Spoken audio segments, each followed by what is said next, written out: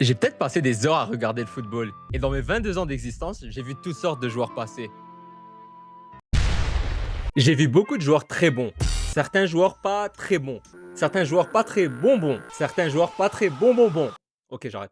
Mais cela étant dit, il est évidemment impossible pour moi d'avoir vu tous les bons joueurs qui sont passés. Mais personnellement, j'ai ce qu'on appelle du FOMO, aka Fear of Missing Out. Nice, j'ai dit 2 mots d'anglais et j'ai perdu la moitié de l'audience de cette vidéo, yes. Mais ouais, en gros, j'aime pas ça avoir l'impression de manquer quelque chose. Surtout quand on parle de foot. Ah, et aussi le football. Et donc, comme beaucoup d'entre vous, j'ai grandi en jouant à FIFA. Et par là, je parle vraiment d'un seul mode de jeu. Je parle évidemment du mode d'entraînement.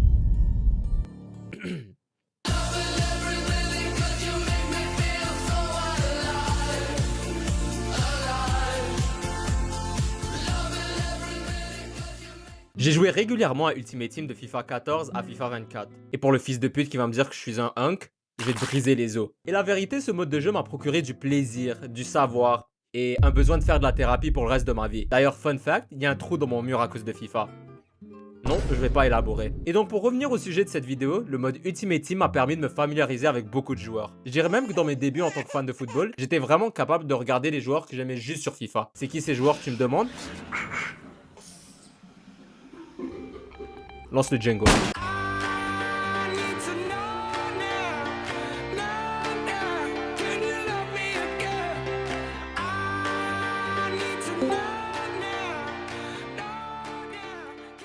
Ce premier type de footballeur FIFA, c'est les footballeurs tellement forts sur le jeu que tu devais d'aller les regarder en vraie vie. Pour généralement être très déçu. Pour moi, le président, dirigeant, dictateur de ce type de joueur, c'est Stéphane El Shaarawy. Le gars avait les skills, la vitesse, les dribbles, le aura, mais juste sur le jeu vidéo.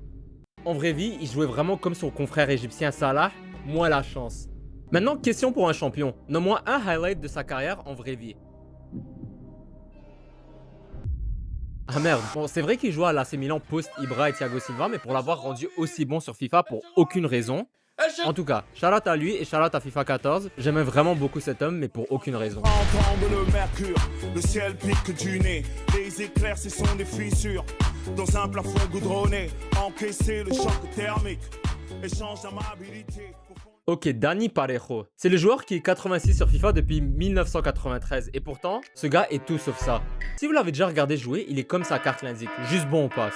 Donc son existence se résumait à une seule chose. Avant que FIFA commence à créer des cartes avec des stats aléatoires, ce gars était juste le fardeau de toutes les packs 83+. Donc ouais, même si je l'ai vu jouer à de maintes reprises, mon cerveau refuse de le faire exister en dehors de sa carte FIFA. Et aussi RIP les manettes jetées après l'avoir pack.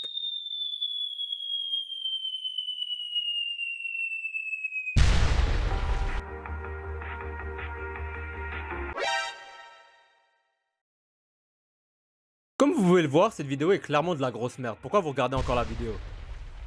Oh non, mon oncle va me toucher. De tout ce que EA a tenté dans son histoire, il n'y a rien de pire que The Journey.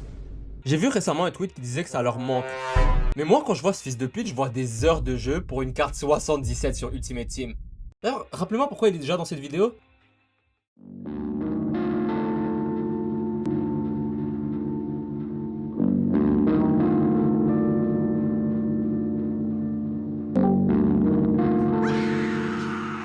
Non, pas lui. Prime Ben Yedder. Il est dans ma tête pour deux choses. Premièrement, il a éliminé Manchester United de la Ligue des Champions en 17-18. Et deuxièmement, il a éliminé mon envie de vivre pendant 3 FIFA d'affilée. Pourquoi ce FDP était aussi fort? D'ailleurs, sa carrière en vraie vie s'est détruite après des histoires de viol. Et ma question, c'est comment il n'avait pas déjà été arrêté pour ce qu'il avait fait aux joueurs FIFA? Le truc intéressant, c'est que même si tout le monde pouvait se l'acheter, il était toujours meilleur pour les autres qu'avec moi. En ce qui est de sa carrière en vraie vie, à part faire chier à mon équipe favorite, il a littéralement rien fait.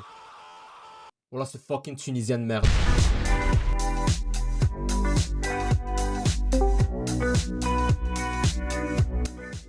Et ouais.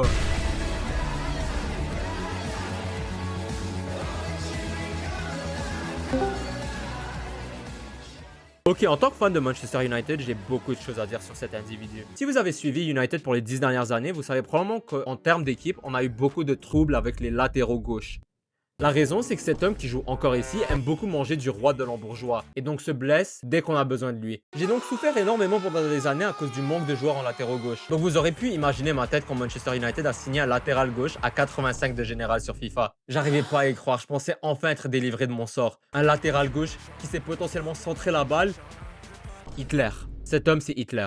J'ai jamais regardé ce gars jouer à Porto, donc je me suis dit qu'un joueur ayant 85 en jouant dans la ligue où Gyökeres a réussi à être bon, bah il doit avoir fait quelque chose. Et honnêtement, c'était vraiment le pire joueur que j'ai vu de ma vie. Pour vous donner une idée, Alex Telles, c'est le gars avec qui tu joues au 5 qui fait juste des longues passes. Et avec tous les joueurs qui jouent à Manchester United, il a réussi à se démarquer comme le plus nul. Donc depuis ce jour, FIFA n'a plus mon numéro, je leur fais plus confiance.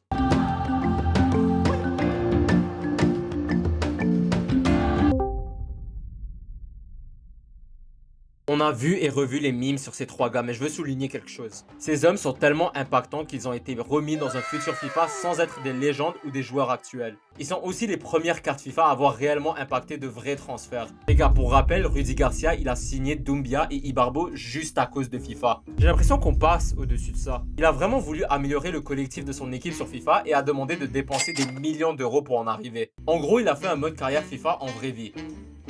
Comme quoi, FIFA, c'est pas mal réaliste.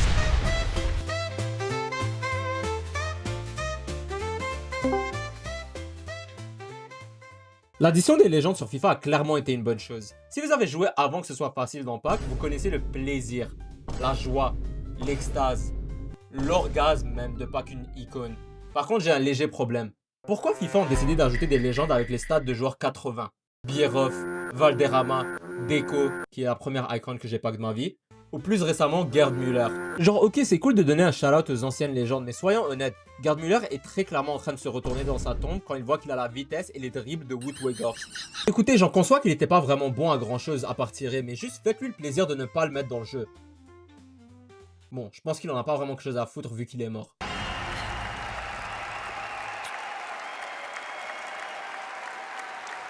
Est-ce que tu sais twerker? Non. Ok, alors on a choisi quelque chose d'autre. Je vais pas faire le misogyne, je vais être honnête, j'aime vraiment beaucoup l'addition des femmes dans le jeu. Bonmati, Putellas, Karchaoui. Mais la vérité, il y a 3 ans, tu m'aurais dit ces noms, j'aurais cru que tu étais en train de mettre une malédiction sur ma lignée familiale. Mais maintenant, grâce à FIFA, je suis capable de reconnaître ces joueuses pour leur juste valeur. Mais vraiment que sur le jeu.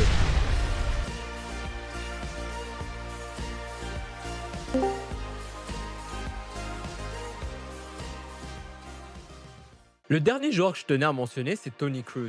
Le gars, c'est une légende totale du foot. Coupe du monde, Ligue des Champions, un talent irrévocable. Un homme même meilleur à mon avis que Modric. Mais bon, je le dis en chuchotant pour que les Dick Suckers de Modric me fassent pas chier. Mais laissez-moi vous poser une question. Quand tu faisais l'enculé en utilisant Real Madrid et leur team boosté sur FIFA 18, qu'est-ce que tu faisais avec Toni Kroos?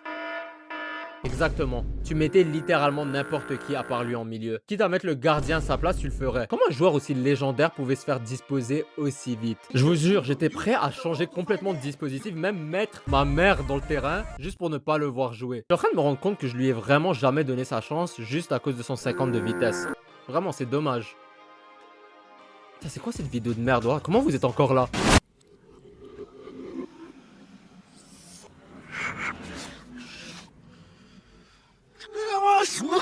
Maintenant que je suis un adulte responsable et très mature, je n'ai plus le temps de vraiment jouer à EAFC 26. Putain, c'était long à dire. Et donc je voulais dédier une vidéo à ce jeu qui m'a vraiment sauvé d'avoir une bonne vie. Et je vois beaucoup de gens essayer de faire les gars niche en disant que FIFA n'a pas guidé leur passion pour le football. Mais soyons honnêtes, on a tous commencé par FIFA. Même toi, le nerd qui essaie de faire l'intéressant derrière.